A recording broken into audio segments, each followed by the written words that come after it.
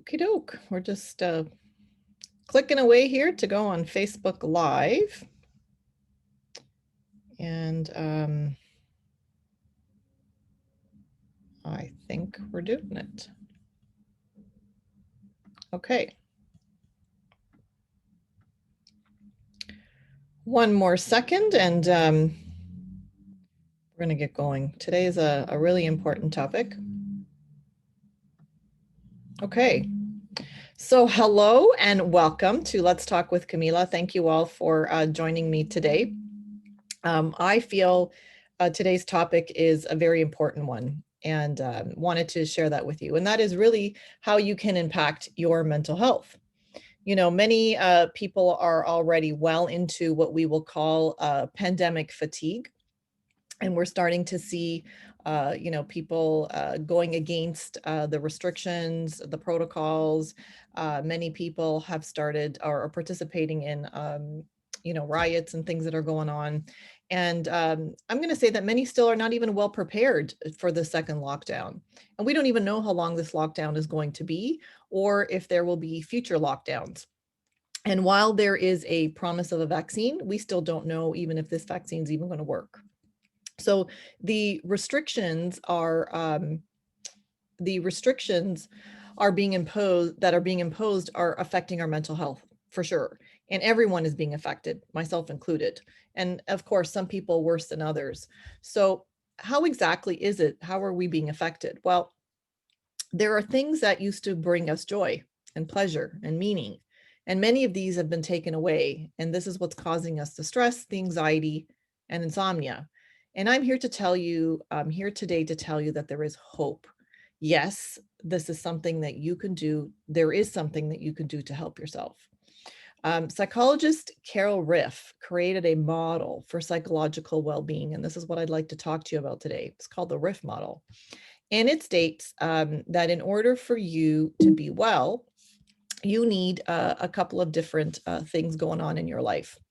So I'm going to list them. One is you need to believe that your life has purpose and meaning.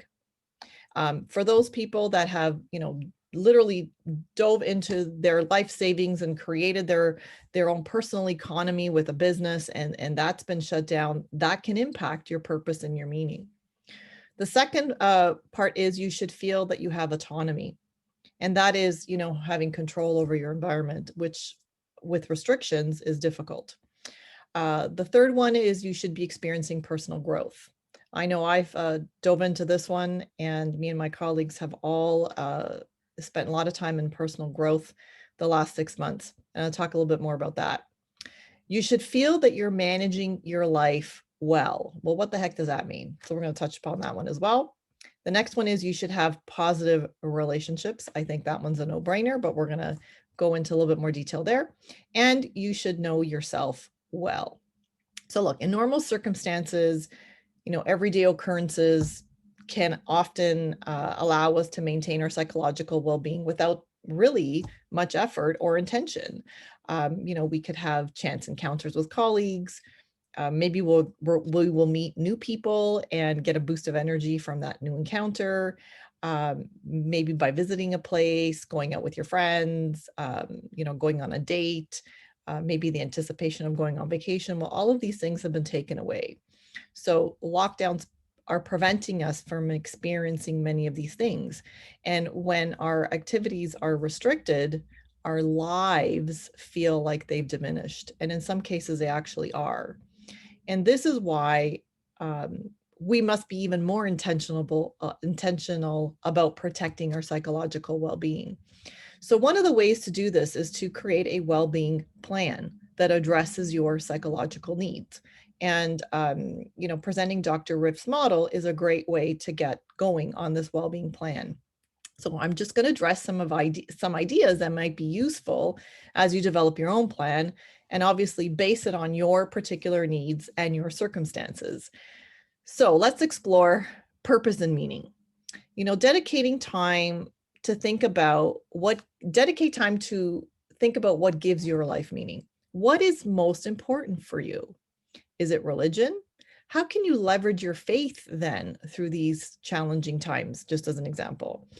What opportunities are there for you to reflect and discuss on the meaning of life? And just finding time to talk about this through with someone can make a huge difference. And I spend a lot of time in practice discussing this with people. The second part is retaining your autonomy. So, how do you retain your sense of autonomy in spite of lockdown restrictions? How can we continue to live according to our principles? What aspects of your life do you have control over? So, for example, and so let me just say there are many places, many things in your life that you have control over. Maybe we're just not looking at it from the right perspective. So, for example, um, you can control how much time you spend watching the news. You can control how long or how much time you spend on social media.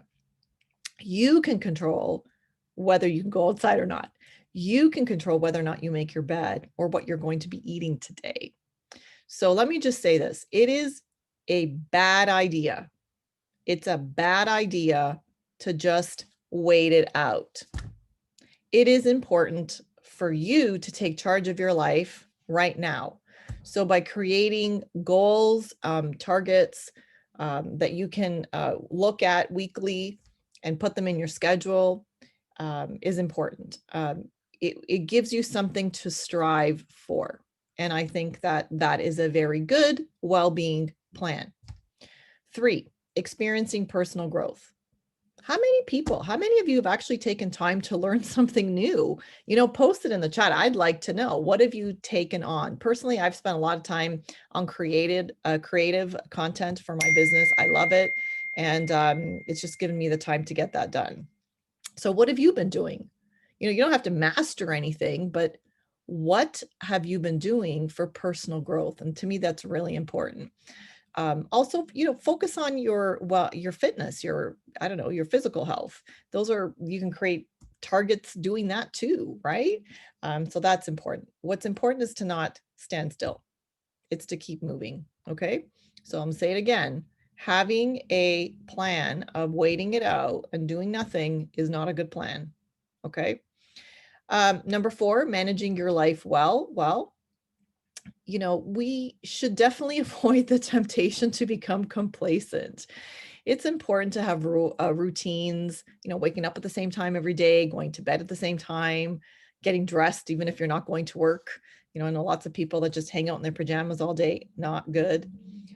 So, if you were pre-pandemic going to the gym, let's say at 4 o'clock in the afternoon, you can replace that, stay on the same schedule, replace it with maybe going for a daily hike or a daily run, create an entirely new schedule that supports your activities and allows you to manage living your life well. Positive relationships. Well, in spite of restrictions that prevent you from meeting with other people in person, you can still invest in your personal relationships through social media, which I know a lot of people are doing, telephone, video, chat. Yes, me, like everybody else, we are sick of Zoom. I don't think I want to continue being on Zoom, but let's not use that as an excuse to connect with people. You can still take an active interest in the welfare, excuse me, I can't even speak today, in the welfare of other people, being with the vulnerable in your community. There are safe ways to volunteer. There are things that you can do to connect with local charities. You can connect with your family and friends by baking goods, preparing meals, and delivering them. So we can get creative that way to connect with people. It does not have to be through Zoom all the time. And number 6, learning about yourself. So Dr. Riff's model talks about learning about yourself. It's an opportunity for you to take advantage of this lockdown, but actually getting to know, what are your strengths? What are you really good at? And then taking the time to appreciate them. And one way of doing that is through practicing gratitude. People who know me know that I speak a lot about practicing gratitude. And then you can look at how to implement these strengths once the pandemic is over. I was reading a news clipping yesterday of a couple who opened up a cafe on October the 20th, like in spite of lockdown restrictions, pandemic. They were like, no, we've always had this dream and we're going to just go for it. And they have been hugely successful. Yes, they're following all the necessary protocols in their region, but they have not let the pandemic stop them from following their dreams. And in fact, they've been so super busy that they're looking at a post-pandemic expansion, right? So that's pretty cool. So adopting a proactive approach to protecting your mental health by creating a well-being plan will definitely have immediate results. It's also going to reduce the likelihood of you experiencing ill mental health as we continue to grapple with the consequences and implications of COVID-19. But most importantly, we must acknowledge that these are challenging times for us globally, for sure.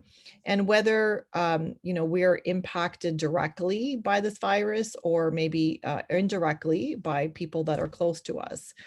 Everyone in their own way is doing the best they can to cope with this enormous challenge of COVID-19. And the most positive and human way that we can respond is with compassion and kindness to ourselves and to others. So thank you for joining me today at Let's Talk with Camila. I look forward to connecting with you on Monday for Mindful Monday tips and strategies. Wishing you all a fabulous weekend. And to my family and friends south of the border, happy Thanksgiving. Okay, take care. We'll see you on Monday. Bye.